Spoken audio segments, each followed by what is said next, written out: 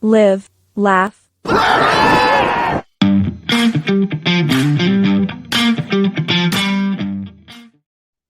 it going, everybody? This is Daniel. I'm Christian. And we are joined by Brittany Jade. How are you doing tonight, Brittany? Good. Is that an It t-shirt? Yes. Or Yes. There you go. Is that your favorite horror movie?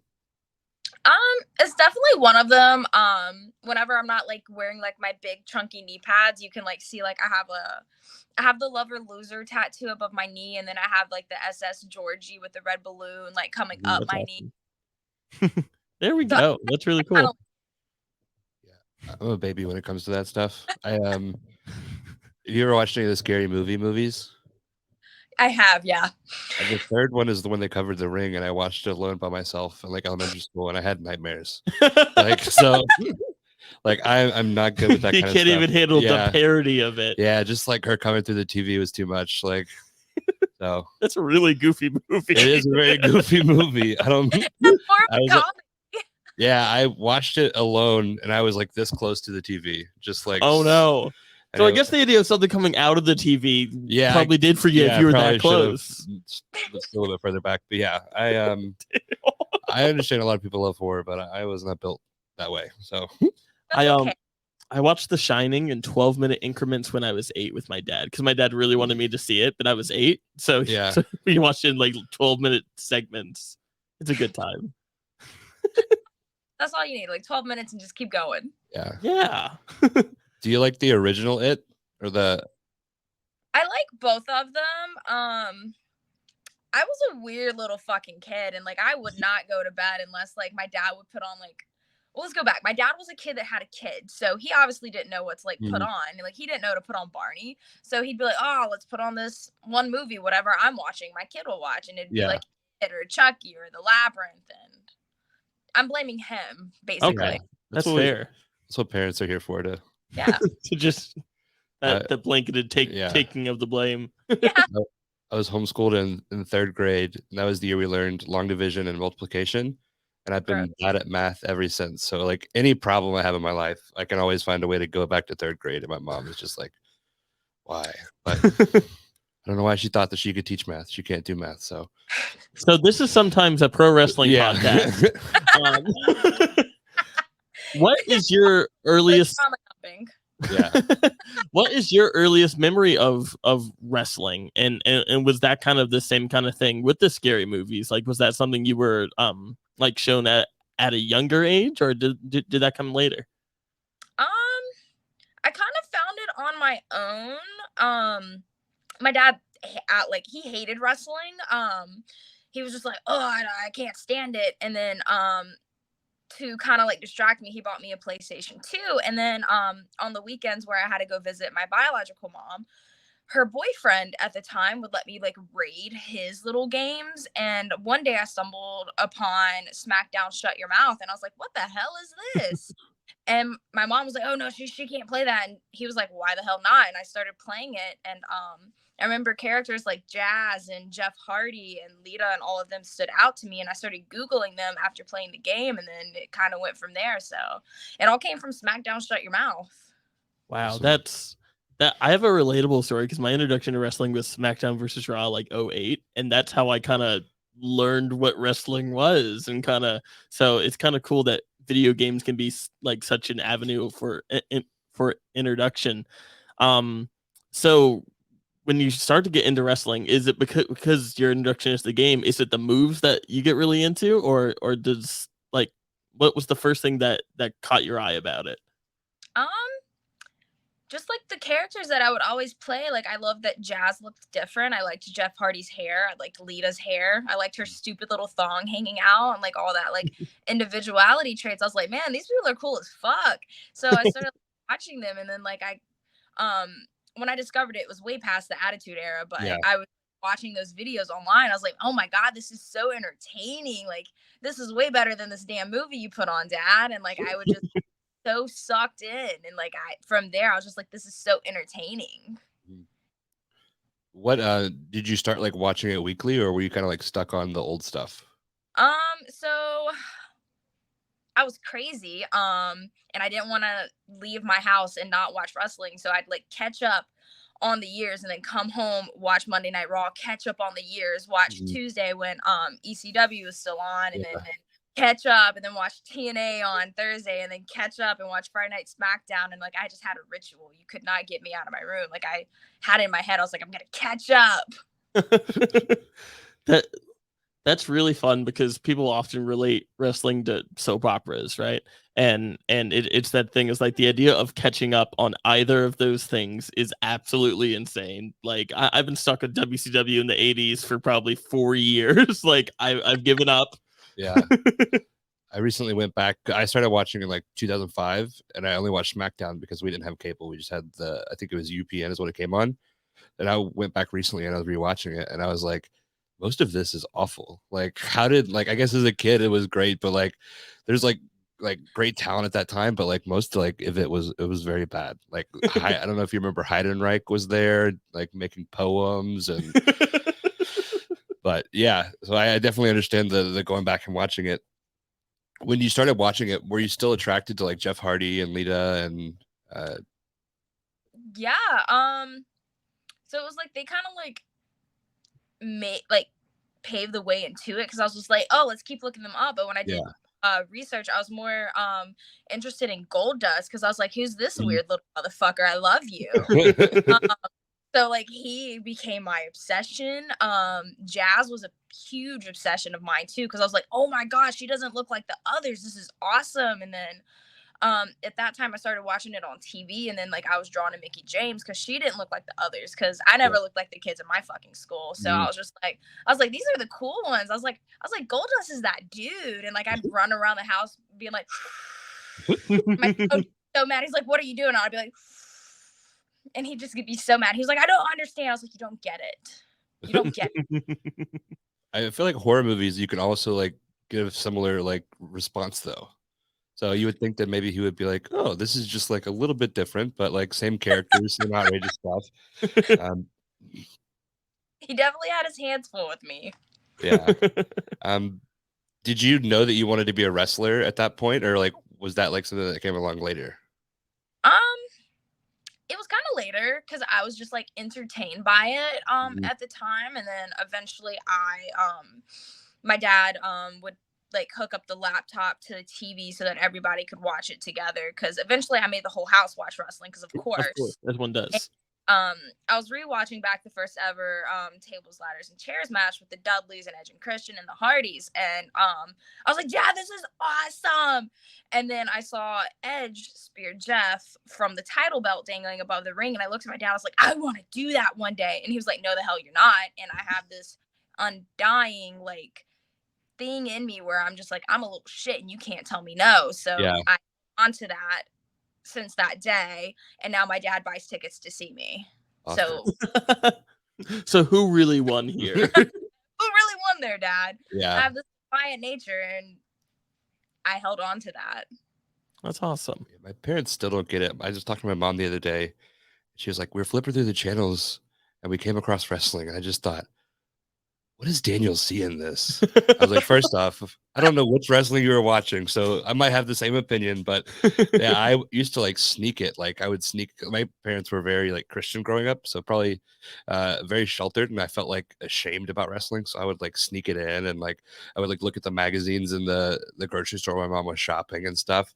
So it was always kind of like secretive, and then you add on the top where most of the time like wrestling is kind of not super popular in school too.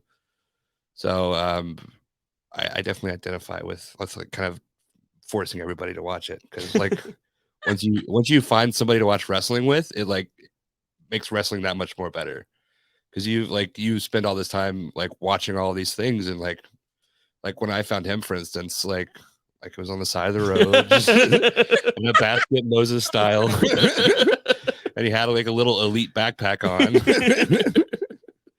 But just I really did have that backpack. Yeah, he did. that was how I knew he was a wrestling fan. But like just being able to talk to wrestling and share that with is something that like not everybody gets to do. So that's awesome that you were able to kind of submit your family into doing that.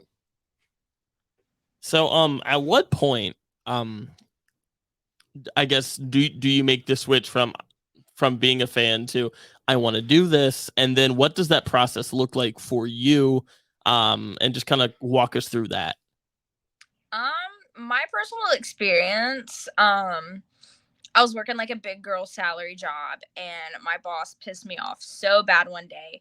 And in my head at the time, because I was sucked into like a little big girl job, like at an early age. I was like 20, 21. I think I was 21. And he just made me mad one day, and I was like, oh, I don't want a corporate life anymore. And then I found George South online, and then 2 weeks later we met at Bojangles, and then the following Monday he had me bumping in Charlotte, North Carolina. So that was my process. Oh yeah.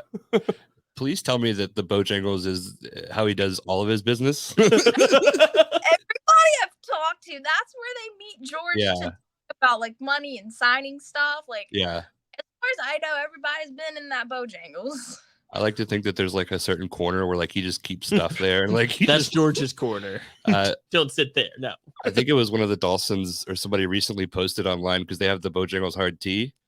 They're like, hey George, just want to let you know if you see this in the store, this is not the same tea. But yeah, that makes a lot of sense. Yeah, awesome. Oh, we've heard tons of stories about George South. What are your thoughts on like? Were you exposed to him prior, or is this like the first time meeting him? I like knew about him, but I lived in Asheville for a while. That's where I went to high school and where I started college. And then I dropped out of college and moved to Charlotte, and I just started working and whatnot. And I knew about George South, and then I started like researching the schools, and I was like, what are the fucking odds that High Spots is here in Charlotte, and like George is one of the trainers, and like the first trainer you have to go through. So I was just like, what are the fucking odds? And then just meeting him, I was just like, oh my gosh, you're so much better than I ever thought you would have been in person. He is so funny. Oh yeah, he's the freaking man. Like, I don't think he gets enough credit from like a modern fan perspective for not only is he still working, but at a pretty high level. Like he had his we went to a GCW show, and he had his match with Effie, and it was just like, wow, look at him. Like he's the man. Yeah, death matches at I don't know how old he is. We'll keep that off air just in case. It's a little sensitive, but yeah, George is the man. So did George blend with like your style of what you wanted to be, or how did that work? Did you go in wanting to be like Jazz and Lita, and how does that typically work with the beginning? With George, you don't have a style going in. You have George's style. So George teaches you the George ways. You can go to the Wednesdays was Caleb, so you could go to Caleb on Wednesdays, and Thursdays was Drake or Caprice Coleman, and you do their ways. But once you get back to George, you better do it George's way. Yeah. You better not move your feet in a lockup. You better not take your feet off the ground when you bump. So walking into George's class, you better leave it at the door, because unless it's George's way or Jessica Simpson, he does not care. So Jessica does not Simpson. Matter. George is like this. Do you mind elaborating on the Jessica Simpson? Yes. Okay. So George loves Jessica Simpson. At any point, he's like, "Oh my gosh, Fruit, shut up unless you're talking to me about Jessica Simpson." And that's my favorite new piece of information. Yeah. Anytime he can throw Jessica Simpson in, he's gonna do it. He's like, "Oh, my girlfriend Jessica Simpson at home, and you can't get the spot right, so I can go home and kiss her." And I'm like, "Oh my god!" So now we know that about George. Yeah, you heard it here first. I'm sure it's probably a pretty common knowledge, but that's awesome. And you mentioned Caleb and Caprice Coleman. That's pretty awesome too. We just had Caleb Conley on last week, and Caprice Coleman is like the man too. So that's pretty awesome that you got to learn from very different styles, very different people in like one area. That's pretty cool. So much. I always bully Caleb whenever we share a locker room. Like I'll smack the back of his neck, and I'm like, "Are you watching my match?" And he'll like tell me something, and I'm like, I'm your best trainee, so you need to watch my match." So I just kind of bully him into that. And then I never talk to Caprice like that. I always hug him, and I'm like, "I love you so much. Thank you so much." Yeah. Definitely see how you would do that. We were at a DPW show, I think last month, and we just look up and he's just doing commentary. I was like, that's crazy. I was convinced the whole night. I'm like, is he gonna do something? Yeah. Like, is he just on commentary? Like, what's Caprice Coleman just doing on commentary? He's so good on commentary. One of the times I was on Dark, or like he was on commentary, and like I obviously couldn't hear him during the match. And finally, when my match aired, I listened back, and he's over there. He's just like, you know, trained by yours truly, Brittany, and he was putting me over, and like I just had tears well up in my eyes. I'm like, oh, he didn't have to say that, Yeah. but he did.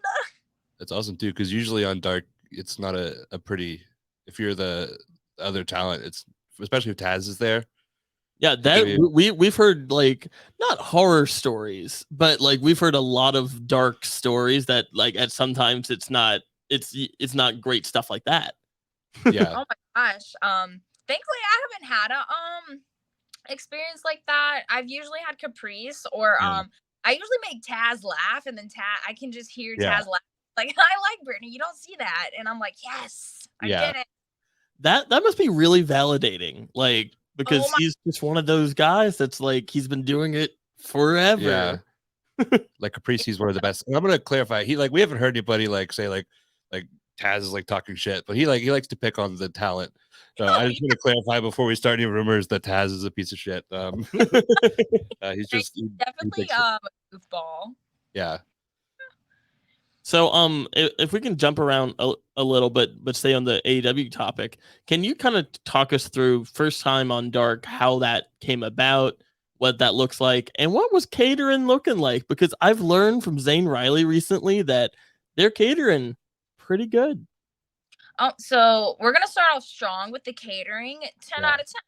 It is very good. They got options. They like list all the like allergies too. I've been to other like big companies catering, and like I didn't get to eat much because I do have like a lot of food intolerances. So I really like that about AEW's catering, and the fact that they also have cake. So that's really cool. Different cakes as well. Last time I was at Dark, they had like a little Cajun buffet. They had like shrimp and grits and andouille sausage, and like I was just like, damn, this is nice. Nice. So they know what they're doing there. Okay. They feed us pretty well. So how did that Dark experience come? The first time you do it, how does that come to happen? That was against Red Velvet, right? Yes, my first time was a little over a year ago. I got the email, and I think I was only 14 matches in at this point. I was like, is this right? And I called James Drake, of course, and he was just like, you're welcome. And I was just crying. I was like, really? I have a spot? He was like, there's no guarantee in matches, but like, you know, you're welcome backstage, like you're one of my kids. And I was like, and my name ended up being written on the board, and of course I was basically shitting myself like any normal human being would, especially someone so green, because I'm really not that far along. And luckily I was with Red Velvet, and Stephanie is probably the best person I have ever met, and I'm very thankful that she was my first match ever on AEW, because now I keep being brought back just due to just like her always putting like her neck out for me. Like the second time I was brought back is because Velvet went to someone, was like, yo, I really appreciated Brittany. She did this, this, and this for me. Because when we were calling the match, I was like, what are we doing? Like I'm here to enhance you. What would you like from me? And she was like, oh, this, and this. And she said one move that I hadn't taken yet. And I just stopped her. I was like, hey, like, I'm really sorry, but like, I haven't taken that move yet, and I don't want to injure either one of us or make you look bad. Is there anything else like you have in mind? And she was like, thank you for telling me that. Because I didn't know how many people went on never taking a move before and being too scared to tell the side talent. So I'm very glad that I did that. And I also didn't try to get my shit in, because like that's just not what I was there for. And I'm very thankful that I was on my best behavior, because they recognize that, even though I do believe I was put on Dark a little bit too soon, because I watch it back and I'm like, oh, I wish I would have sold this better. I wish my footwork was better here. I should have taken this moment more. Now that I'm a little bit further along, I appreciate the opportunity, and I'm gonna keep coming back every time I got that email invite, and I'm always like thankful for it and that they like me. Awesome. That's really cool. It's cool to learn that Red Velvet's real name is Stephanie. So you heard it here first. That might be public knowledge, Daniel. Definitely public knowledge. Definitely No, she's Uh, the best person ever. So if it's anybody, if you're listening to this and this is your first time on Dark and you had Red Velvet, you already know the drill. That is the best human being. I mean, all of them in the locker room are great. Abaddon's great. Chris is obviously phenomenal. I love Nyla. They're all really great. Like I love that environment. I can't really even be like, oh, that was a bad experience, because like even just chilling with Mark Henry, that was nice. That's cool. Like. Yeah, is some of the experience we've had. Like we talked to God, what is the name of that? This is embarrassing. Gino Rivera. Told You So Rivera. He was like walking back. He's like, yeah, I saw Sting and like all these people. And then we talked to Balaam Links, and he was like, yeah, I saw like every member of the X Division from when I was growing up. What's that like, being backstage and just seeing like all of these people that are very established in the industry? It was really cool because it was a lot of people that I grew up admiring. Just walking around and just being like, hey, and like talking to people. It was just really nice to see that they were like actual human beings, if that makes sense. Yeah. Like, so genuine and kind, and they didn't give a fuck that they didn't know me. They were just like, oh, hey, like, how's your day going? Just like chit chatting. And I've been to other places and in the back, and like that's not the fucking treatment that I had. So I am very thankful that AEW like really like solidified where I was just like, okay, like there are good parts of the business. Because CM Punk didn't know who the fuck I was, but he was like, hey girl, how are you? And I was like, and yes. Like it just really warmed my heart that these people that I admired held up to the standard that I had of them in my head. Yeah, I've heard like don't meet your heroes, but that's awesome that you're able to do that. Do you have any of the other companies? Feel free to, if you want to like have a platform to talk shit. That's also where I'm building people up, but also tearing people down. So no, there was nobody really in particular. I just, I had an opportunity at another company and I was backstage. And it was an opportunity I had after being on Dark 4 times. Mm-hmm. And I went there and I was like, whoa, this is polar opposite of AEW. And I just went home and I was just like, well, what path do I want to take? And I was just like, no matter where I want to be, I want to feel at home with a family. And I did not feel that at that place. So I immediately was like, and I, thankfully got another email from AEW. I was like, yes, okay, cool. So this is kind of like a sign that I'm on the path that I should be on. Yeah.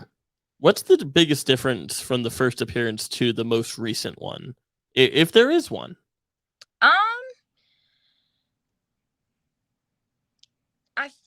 Well, personally, I think it's just like, one of my first matches was on AEW. And I think the biggest like thing that I've noticed is just like myself, like the confidence I've gained. I did stutter step a little bit with Red Velvet. I was obviously my first time shitting myself. I was so nervous and I was still so new in wrestling. And then this last time, even my match with Harley Cameron, I was like 60 matches in at that point, and my footwork looked better, my selling looked better, I looked confident as a performer, and I got stuff in that match. I even got a Brittiany chant, so that was pretty damn cool. Mm-hmm. So I think the biggest difference is just my confidence went up, because obviously I had more reps, and I was just like, okay, where I'm meant to be. That's awesome. So you're talking about your confidence and like where you're meant to be. If this is like the first time that somebody's like heard of Brittany Jade, how would you like describe like who your character is, like who you are in the ring, and then what do you want people to know about you? So it was really funny. So last time I was down at Dark, our agent was like, oh, what's your gimmick? And I'm very good friends with the Renegade Twins, and I think they are some of the best women in the business right now. And they're like, oh, Brittany's a little shit. And I was just like, yeah, I'm a little shit. I taunt people a lot, bait them in for stuff.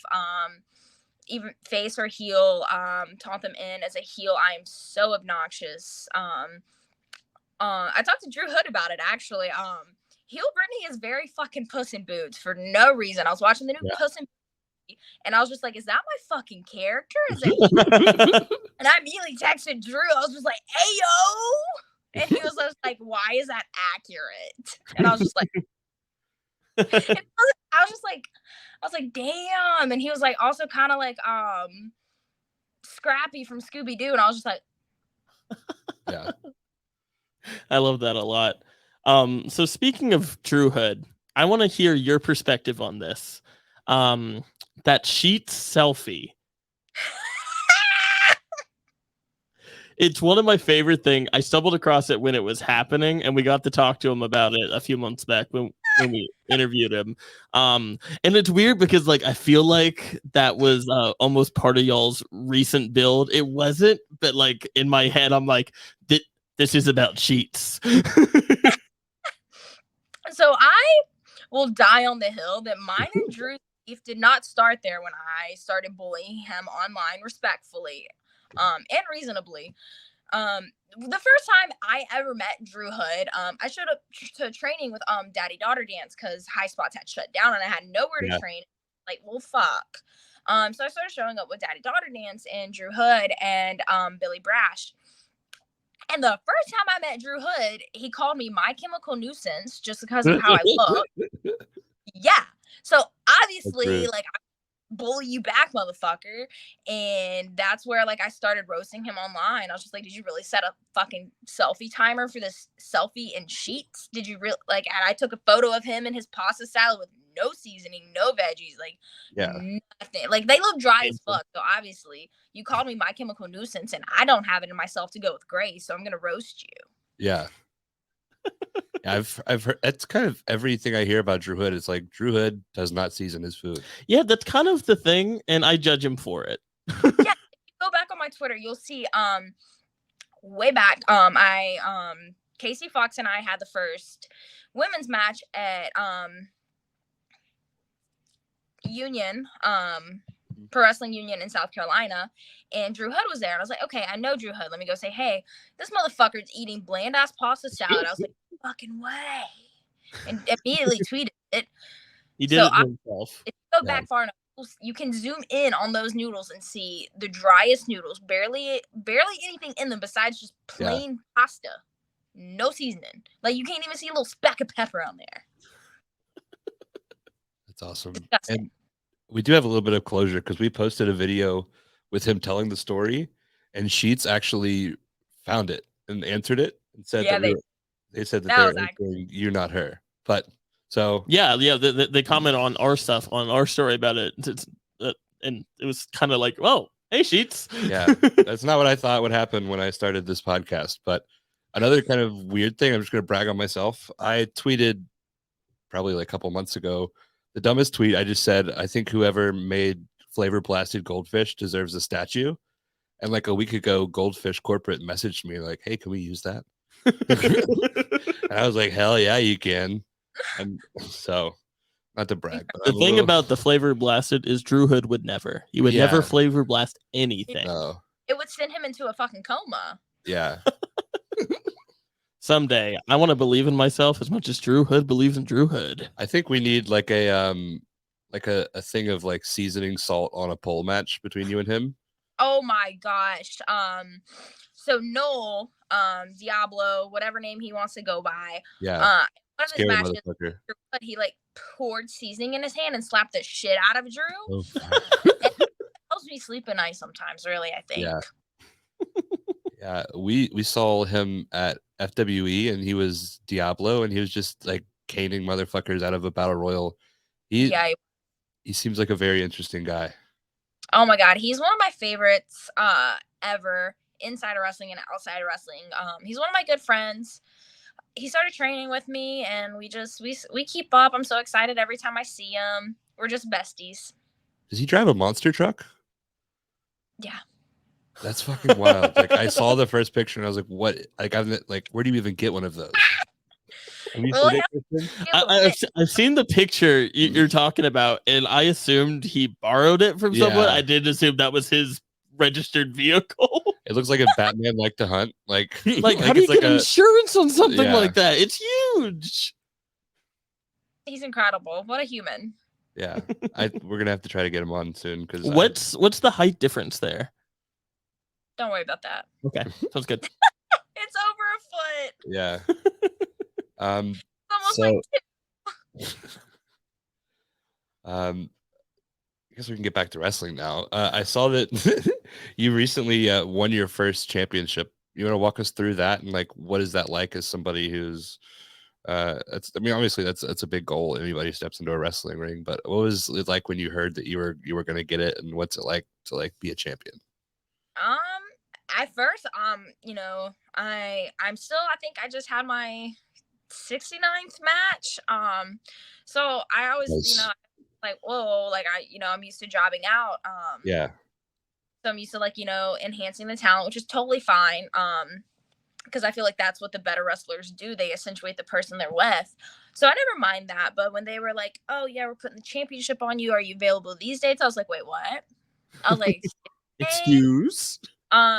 And then like I went into like this very deep thought instead of like being excited and being like, yeah, I'm a champ. I'm like, I kind of got worried, and I was just like, how am I gonna make this championship worth something? Like, I don't want the championship to add value to me. I want to add value to the championship. So like, how do I build this like women's division? So hopefully I'm doing a good job with that, because it is a new promotion that I really like, and I think it's really good that they, a lot of places still have yet to have their first women's match. A lot of places don't book women regularly. So the fact that this brand new company that's never ran a show before is like, we have to have a women's champ for show. So I think that's really cool that they went out and they were like, yes, women. And I was just like, yes. Yeah, that's awesome. I think that's definitely awesome. And I think that's such a true thing with a lot of companies, at least in the Carolina scene, that I don't think there's enough of a platform there. Like if you're lucky, it'll be one like 8-minute match on a card, which is like kind of tragic when the talent pool in the Carolinas is so deep. Yeah. Oh my God, there's so much talent in the Carolinas, like. And the women's division is just growing. When I first started training, there was only Savannah Evans and Sadie Lee Moss, and Ella Envy was breaking out on the scene, and I was it. That was all I knew of. Yeah. And then I started taking bumps, and like more and more women filtered in. So like it's growing, and I always hear a lot of people like, oh, this girl isn't good, this girl isn't good, this girl isn't good. And I'm like, well, how can we get better if you're not giving us reps? Like, we have to have these reps in front of a live audience to get better. And like, it sucks, like, not having a 5-star match on your show, but how do you want to build a division when we need to get chemistry with each other? We need to, get more reps under our belt. Because I still don't think I'm a good wrestler, and like, I still need reps. But in my first 20 matches, they were god awful. And I know people were saying the same about me, but I'm glad places took the opportunities on me, were able to give me those reps. And I feel like if more places are just like, well, let's bring in women, they're a draw anyway. A lot of the fans don't care about what we're doing. They want to see women. And like, it kind of evens out. It's like, oh, well, it's a draw, and they're getting a rep in. And I feel like eventually enough reps, like the women's division is going to be solid. Yeah. Who are some of the promotions that you think are doing a good job that more people should check out in regards to like giving women that spotlight? Yes. Okay. I got a long list, so buckle your seatbelt for this one. Starting off obviously strong with APW. One of my trainers, Rob Killjoy, does do the bookings there. He's always like, oh, women's division this, I need women. Just really rooting for it. Ethan Case, Josh Powers, TK, the guys that run Pro Wrestling Turbo, Paul Matto, the guys that run Title Belt. They are truly amazing as far as making sure women have a platform. Ethan Case, of course, is great trying to make sure women have, like, their time. Whenever Ella and I think it was like Title Belt's like second show. We had like I guess their first like woman-on-woman match. And Ethan said, y'all have 15 minutes in your semi-main. And I looked at Ella because I've never been given more than fucking 10 minutes. So I was also kind of shitting myself. I was like, what are we gonna do for 15 minutes? And places like that like are really like helping elevate women. And I'm very thankful for it, that they also like believe in me and Ella to really break through to like help create their women's division, especially at I kind of sent them in like my resume blind, and so did Ella, and they said, fuck yeah. And I was like, what? Because before that, it was Anna Evans and Selena Rose. Yeah. That's awesome. My brain just blanked. You've done some work with the Ladies Night Out. I think that's another one that's doing some great stuff. Is that based in North Carolina? It is not. It's actually from Texas, but they do have like a they use the AML training center to Mhm. kind of do like East Coast girls. So they'll bring some up from Florida, some down from New York, and we'll just kind of meet in the middle, which Yeah. is North Carolina. And very thankful to have opportunity on that. They also run a show on Sunday on WrestleCade Sunday, a ladies' night Mhm. out show where it's like an all women's show of like Yeah. good talent. And I'm very thankful to have that opportunity as well for someone so new in the business. Mhm. Awesome. Yeah, I'm just looking here, and it seems like you've had some like opportunities to like wrestle some like Kinsey Page is Ella's partner, and she's kind of taken the world by storm. So that's Mhm. really awesome that you're able to kind of work with more people that aren't just like local and on the East Coast there as well. Who are some people this upcoming year, like maybe like dream opponent wise, that you would like to face? Um, no matter like where we are, I love wrestling Ella Envy. Inside of the ring and outside of the ring, she is my best friend. Mhm. Um, we just have like the same passion for women's wrestling. Like for a long time, like women's wrestling was shitted on, and we have the same passion of going out there and like changing people's mind. Like we're not the fucking bathroom break. Mhm. The match that we had at Title Belt, we were just forearming and striking the shit out of each other because we don't want to be known as like those girls. Like we want to be known as those girls. Yeah. So any given day, she's my dream opponent until I die, even though she's my most common opponent. Mhm. Like every day it's gonna be Ella Envy because we just bring out the better of each other, and each match we elevate. Like I watched one of our first matches back and I was like, yikes. And then I watched one of our last matches back, I was like, there we go. Yeah. Okay. Okay. Sign talent wise, I will always want to wrestle Abaddon, and I'm just waiting for that day. Yeah. That could be really cool, and especially with the, I guess the Kind of circling back to the horror. yeah, like that definitely is like, it's a very cool character that I feel like y'all could do a lot together. Like that's really cool. Yeah, I Um, think cool. does the being a fan of scary movies, does that influence your wrestling style at all, character wise? Like, is there any part of that you implement? Um, not really like character wise, I'm kind of just like myself, but like with a Mhm. little pizzazz on it. Cause like I am kind of annoying in person, and I can't like I'm just like elevated inside the ring because I feel like if I committed to like a gimmick or so and I get in the ring and I'm just so focused on moves and stuff, I'll forget my character. So I Yeah. really am just like myself in the ring. Like whenever I chest bumped Drew and was like, welcome to the big leagues, like that's me outside of the ring too, just fucking with people. Yeah. So it's just kind of me elevated. The only horror aspect I took of it is I have special made October gear. I have a special made Chucky set of gear. I have a special made Pennywise set of gear made, and I just kind of want to like keep getting special gear made just for October because I think it would be so cool if more wrestlers dressed up in October instead of just having me out there looking crazy dressed like Chucky and y'all are Yeah. fucking lame. How so the match with Drew Hood that happened not that long ago. How was that put together, I guess, and what's the biggest difference when you're doing the intergender match, like how that works? Um, we were both just so excited. Like we had so many ideas that like we had to kind of like condense. It was really fun. I do enjoy intergender matches, partially because I have worked every woman in this era that there is, and I can only get like so far. So, working Drew Hood was really cool. It really pushed me creatively and physically, especially because he's so much taller. I don't think people realize how small I am actually in real life. Like, Yeah. I'm genuinely only like 5 feet fucking tall. So that was really fun to like kind of like pick at my brain of okay, what makes sense here? Can I do this to Drew? Because obviously, like my simple moves that I do to Ella or Emily or whoever, I can't do to Drew because there's such a size Yeah. difference. Really, I was kind of excited with the match because it pushed me mentally to come up with new ideas that I don't typically do. Mhm. Like I did like more strikes, which I think really helped me and slowed me down because I'm usually like, okay, move, move, move, move. And then here I was like, beat Drew, pop his ass, get his ass. So that was really fun, like to push me mentally and physically. And then to finally work Drew.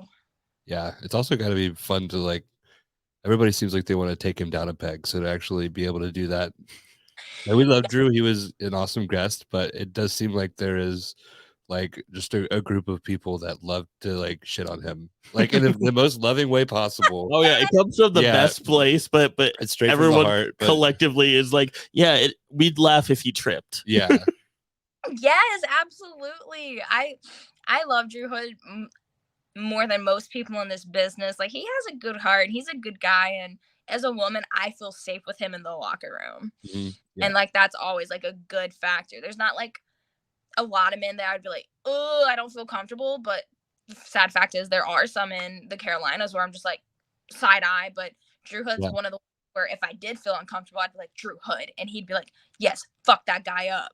yeah. That's awesome. Drew Hood, good guy, does not season his food though. No, not Awesome. Pepper would send him into a fucking coma.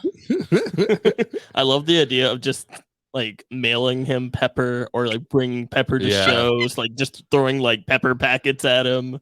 Yeah. Instead of butter bomb, it's like a pepper bomb. Yes, yes. That would probably suck though. Like that would be very painful. Awesome. So we kind of always like to end these with like a chance to give people a platform that you might think deserve it. So who are some wrestlers in the Carolinas or anywhere that you've seen that you want to kind of give your flowers to? Ooh, that's a loaded damn question. Oh yeah, it's one of those ones that like everyone's always like, yeah. You can also tear people down if you'd like. Like we're all for that. So if there's anybody that you want to like just put on blast, go for it. You can even do both. There's nobody I really want to put on blast. There's nobody that's really like rubbed me too wrong of the way, or if they did, it was so long ago, I don't give a fuck. Good mentality. Yeah, we love drama, so. Yeah, oh my god. I'm trying to. It's such a loaded question. I didn't expect this one. Yeah.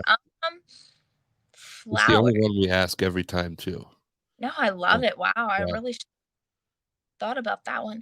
The only thing I can think of is I recently had a match with Erica, and I can fucking go, and I have really good cardio, and she kept up. Granted, she did tell my trainer, she was like, I thought I was gonna puke, but like she's in there. She's a tough cookie. I hit really hard, so she endured that really well. Because I do work strong style. So flowers to her for being able to hang, because I hit really hard and I move really fast and I'm very go. And she hung in there. She hung in there. Even though she didn't think she was, she did. So I guess flowers are going to go to Erica. Awesome. Is that Ericademia? Yes. Okay, awesome. Yeah, we're having her and her dad on next week. So we're looking forward to that. So awesome. Well, do you have your question that you want to ask? Given the dietary restrictions, what is that go-to cheat meal? Loaded question again, you fucker.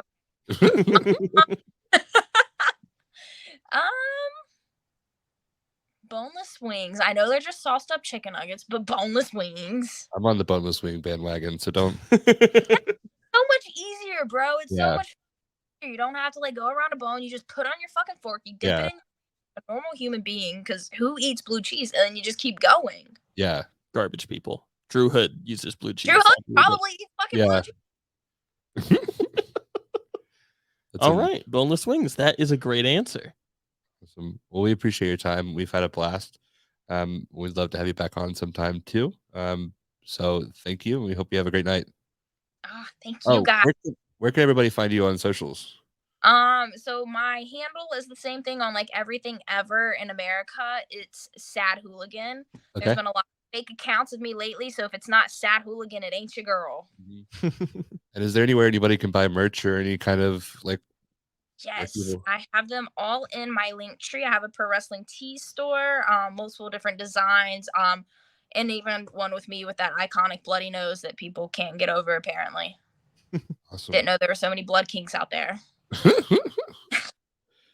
Awesome. Well, we'll link that below and we'll put it on our socials out. But yeah, we appreciate you coming on, and I hope you have a great night. Appreciate you guys having me. Thank you.